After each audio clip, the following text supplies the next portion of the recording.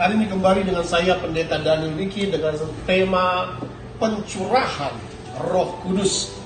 Saya percaya saudara akan diberkati dengan pencurahan Roh Kudus, yaitu sesuai dengan firman Tuhan yang berkata bahwa janji Bapa Surgawi bagi setiap orang percaya kepada Injil, percaya kepada Tuhan Yesus sebagai Mesias dan Juru Selamat manusia, maka kita berhak menerima janji pencurahan Roh Kudus. Firman ini ada dalam Injil Matius pasal 3 ayat 11 bahwa Tuhan Yesus mempunyai satu misi. Semua orang percaya kepadanya, semua umatnya menerima baptisan Roh Kudus dan api. Firman Tuhan berkata dalam Injil Matius pasal 3 ayat 11, Aku membaptis kamu dengan air sebagai tanda pertobatan. Tetapi ia yang datang kemudian daripadaku lebih berkuasa daripadaku. Dan aku tidak layak melepaskan kasutnya. Ia akan membaptiskan kamu dengan Roh Kudus dan dengan api. Inilah yang pertama keluar firman baptisan Roh Kudus dan api. Maka saudara terkasih dalam Kristus, baptisan air yaitu yang diajarkan dalam Alkitab ketika Yohanes Pembaptis membaptis orang-orang, berilah dirimu dibaptis untuk pertobatan, sebagai tanda pertobatan.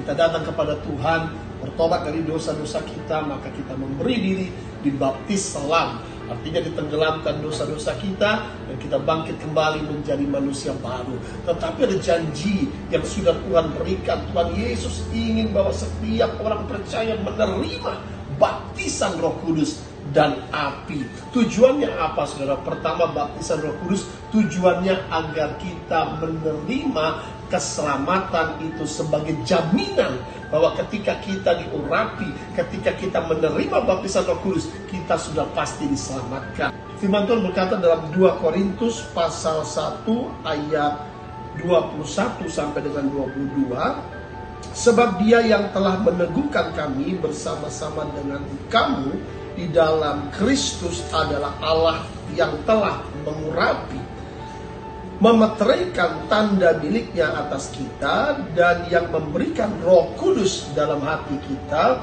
sebagai jaminan dari semua yang telah disediakan untuk kita. Jadi saudara, Roh Kudus adalah meterai Allah sebagai jaminan bahwa ketika kita percaya, kita diselamatkan. Jadi saudara terkasih dalam Kristus, tujuannya apa?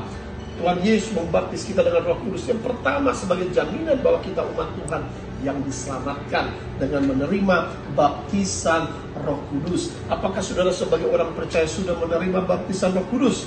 Jika belum, firman Tuhan berkata, mintalah maka akan diberikan kepadamu. Minta dengan doa, Tuhan pasti menjawab. Nah saudara terkasih dalam Kristus, maka itu dikatakan Bapa yang baik akan memberikan baptisan Roh Kudus kepada anaknya yang meminta. Bapa yang jahat sekalipun tahu pemberian yang terbaik, apalagi Bapamu di surga. Mintalah Roh Kudus. Demikianlah kata Tuhan Yesus digenapi pada hari Pentakosta, di mana kita tahu bahwa murid-murid atau para rasul menerima baptisan Roh Kudus pada hari Pentakosta.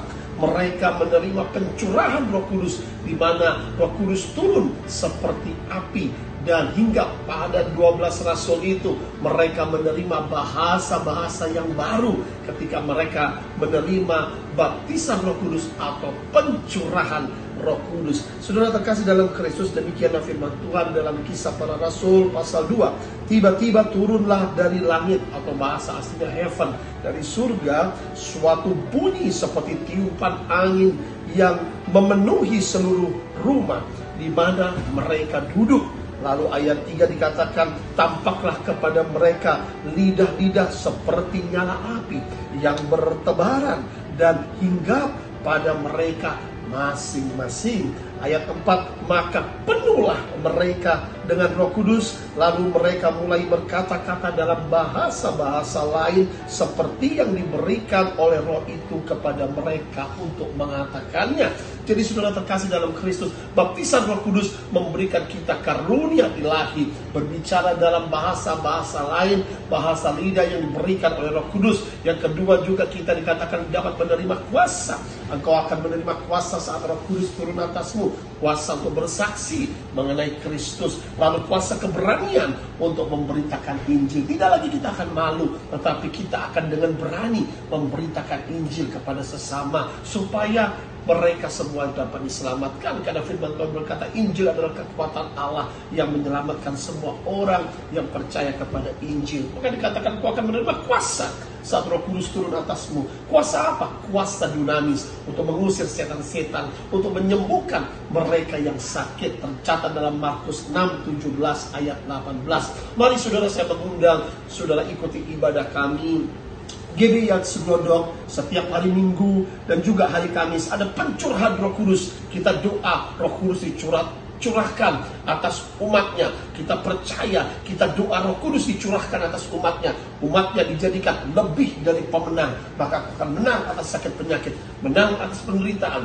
menang atas kuasa kegelapan. Dan Tuhan mengimpartasikan kuasa yang besar, kuasa Roh Kudus dan api. Tuhan Yesus memberkati. Sampai jumpa di gereja hari Minggu jam 10 dan hari Kamis jam 6:30 malam. Tuhan Yesus memberkati.